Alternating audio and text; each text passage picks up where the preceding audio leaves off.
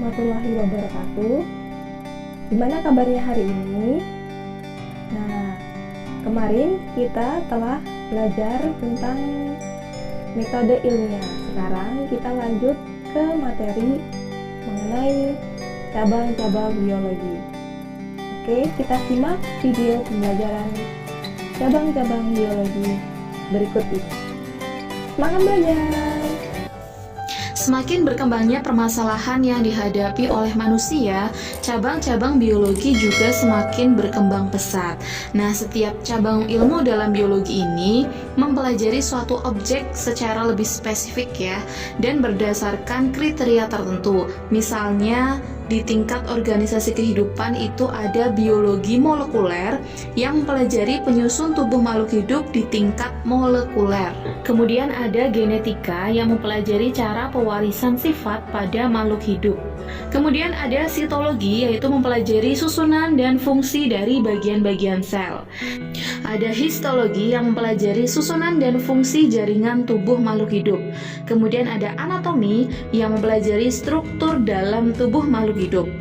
Kemudian ada fisiologi yang mempelajari proses dan kegiatan yang terjadi di dalam tubuh makhluk hidup.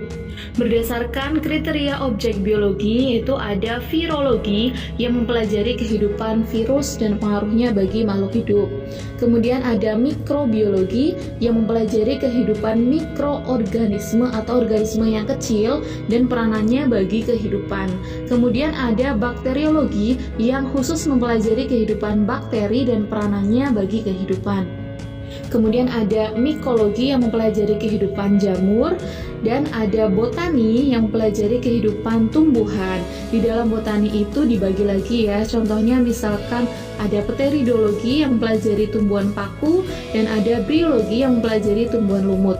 Kemudian ada zoologi yang mempelajari segala sesuatu tentang hewan dan peranannya. Contohnya juga ada banyak. Misalnya ada ornitologi yang mempelajari kehidupan burung, kemudian ada iktiologi yang mempelajari ikan, kemudian ada entomologi yang mempelajari kehidupan serangga.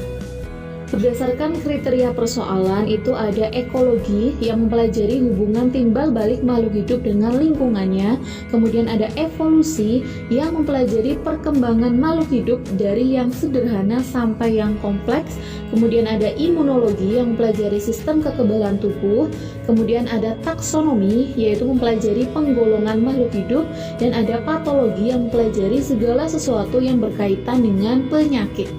Berdasarkan kriteria yang kaitannya dengan ilmu lain, misalnya ada bioteknologi yang mempelajari teknologi yang memanfaatkan organisme, kemudian ada biokimia yang mempelajari proses-proses kimia dalam sistem kehidupan, kemudian ada paleontologi yang mempelajari kehidupan makhluk hidup pada masa lampau dilihat dari fosilnya.